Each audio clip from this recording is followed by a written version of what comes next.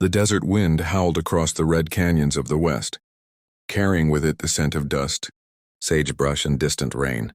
12-year-old Eli Walker trudged along a narrow trail, his boots scuffed, his clothes patched, and his heart heavier than the satchel slung over his shoulder. The world had not been kind to him. His father had fallen to fever the previous winter, and his mother had gone missing in a storm that took half their cattle.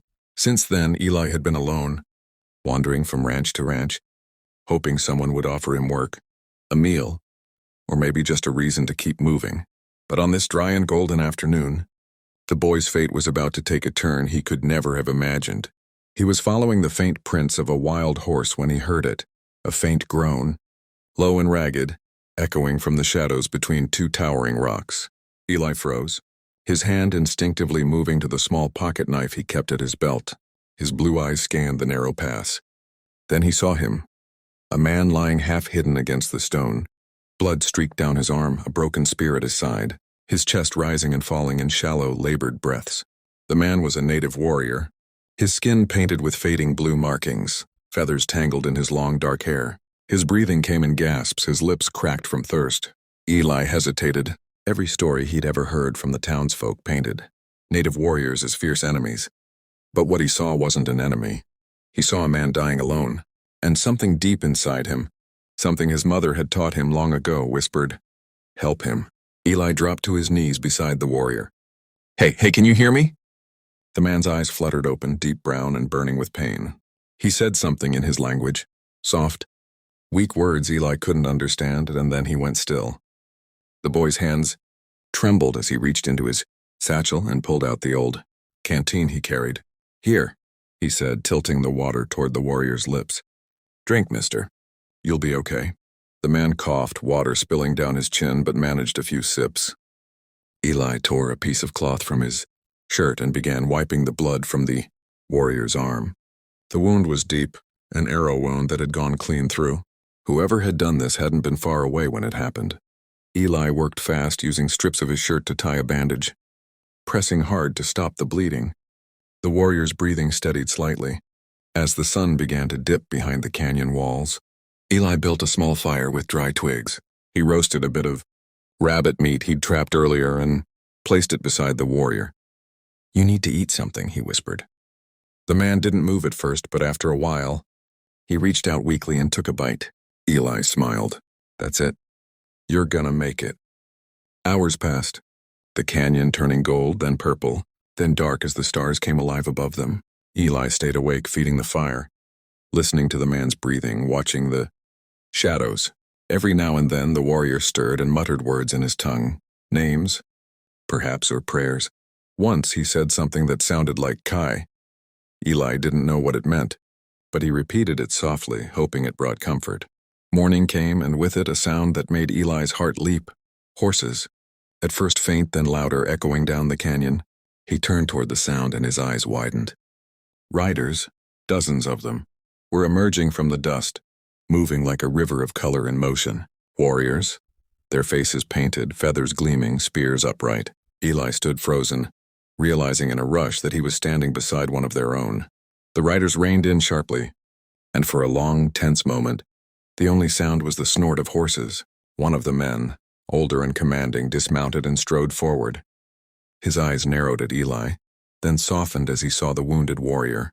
He spoke something to the others, and instantly, several dismounted and rushed to help. Eli took a step back. I didn't mean any harm. He was hurt, and I just..." The older warrior raised his hand, signaling silence. Then in clear English he said, "You saved him?" Eli nodded nervously. "I tried. He was bleeding bad. I gave him water, patched him up best I could." The man looked at him for a long moment, then nodded slowly. "You did good, little one." "Very good." He turned to his men and spoke in their language. Two of them lifted the injured warrior carefully and placed him on a horse. Eli stood there, unsure if he should run or stay. Then the leader approached him again. "You have a brave heart. His name is Kai. He is one of our best. You have done what even many grown men would fear to do." Eli swallowed. "I just didn't want him to die alone." The warrior leader placed a hand on Eli's shoulder. Strong, warm, and heavy with respect. "Then you are no longer alone either." Before Eli could ask what he meant, one of the riders handed him a horse's reins. "Come," said the leader. You will ride with us. Kai will live because of you. Our people will want to thank you. Eli looked around the canyon. His small world of dust and silence suddenly filled with life. He hesitated. His whole life had been about running, surviving, never belonging anywhere. Now, for the first time, someone had offered him a place. He took a deep breath and nodded. Okay. As he mounted the horse, the leader smiled faintly. You are welcome among us, little brother. You saved one of our own. Now you ride with our blood.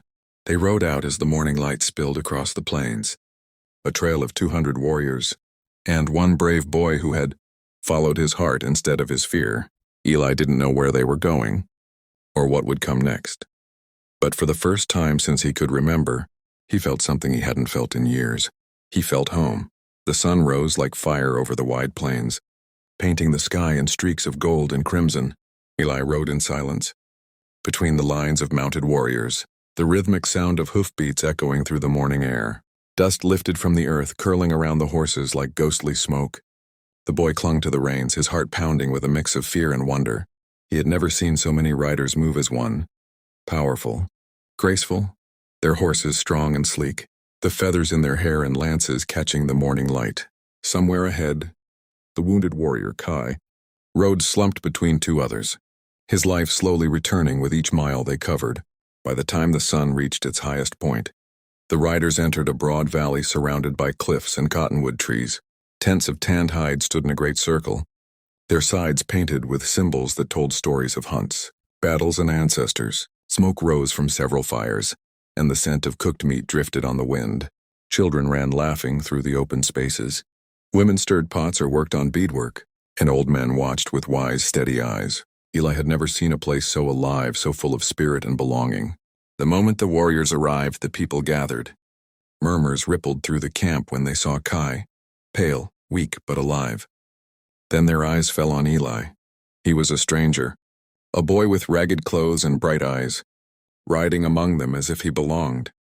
The leader who had found him dismounted and helped Eli to the ground. Stay close to me, he said quietly. Do not fear. Eli followed him through the gathering crowd. The leader raised his voice and spoke in their language. Though Eli didn't understand the words, he could feel their meaning, their pride, gratitude, respect. The people turned to look at him, their faces softening. Then a woman with long gray hair and kind eyes stepped forward. She touched Eli's cheek gently and said in broken English, You save our son. You save Kai, you are a brave boy. Eli swallowed hard. I just did what was right, he said softly. The woman smiled and nodded as if she understood every word. She motioned for him to follow her. Together they approached a large tent at the center of the camp, richly painted with blue and red designs. Inside, Kai lay resting on a bed of furs, his wounds freshly cleaned and wrapped in soft cloth. His eyes opened slowly when Eli entered and a weak smile crossed his face. You came, Kai whispered. Eli knelt beside him. You're gonna be okay, he said. They took good care of you. Kai nodded faintly. You gave me water, saved my spirit. Eli shook his head. No, sir. I just didn't want to leave you there. Kai's gaze softened. Where is your family, little one? Eli's throat tightened. Gone, he said. All gone. For a long moment the warrior said nothing. Then, with effort, he lifted his hand and placed it over Eli's heart. Then you have family now, he said quietly. Here. Over the next few days, Eli stayed among the people. They gave him food, a place to sleep, and even a small leather vest stitched by Kai's mother. The children were curious about him at first, laughing at his pale clothes and the way he stumbled over their language. But soon they were playing together, teaching him words and games. The elders taught him to respect the fire and the sky, to greet the morning sun and give thanks to the earth. He learned to ride bareback, to fish in the shallow river, and to shoot arrows with surprising skill. Kai recovered quickly, his strength returning like the tide. Often Eli would sit with him near the edge of the camp as they watched the sunset turn the Kar Valley to gold. In our way, Kai said one evening. A man who saves another's life is bound to him forever.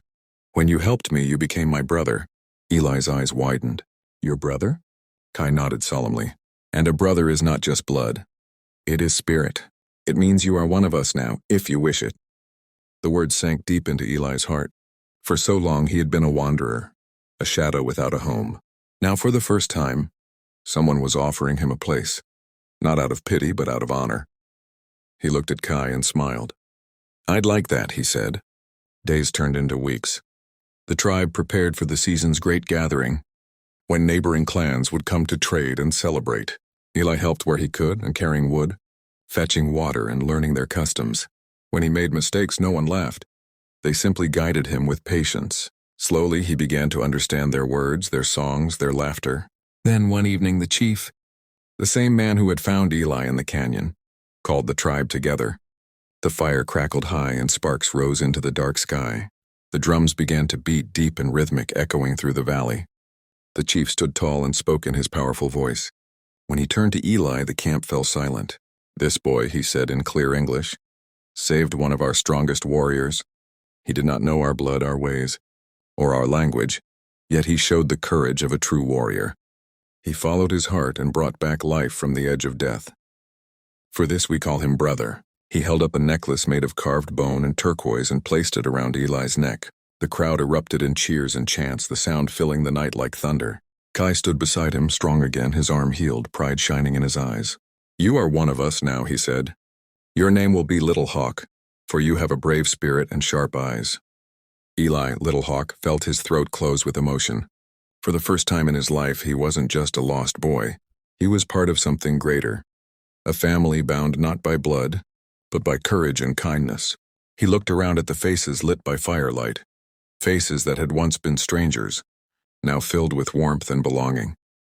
That night, as the tribe danced beneath the stars, Eli stood among them, laughing, clapping, and feeling the pulse of the drums echo through his chest.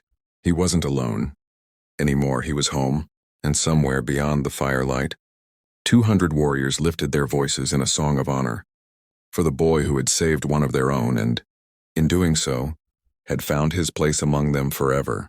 If this story touched your heart, if you believe kindness and courage still matter in this world, then don't forget to subscribe to our channel. Join us for more emotional Western tales of loyalty, humanity, and redemption. Your one click helps these powerful stories reach more hearts around the world.